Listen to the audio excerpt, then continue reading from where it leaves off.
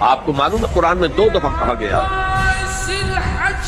یوم یفر المرء من اخیہ وامہ وابیہ وصاحبتہ وبنیہ، جس دن بھاگے گا انسان اپنے بھائی سے بھی اور اپنی ماں سے بھی اور اپنے باپ سے بھی اور اپنی بیوی سے بھی اور اپنی اولاد سے بھی۔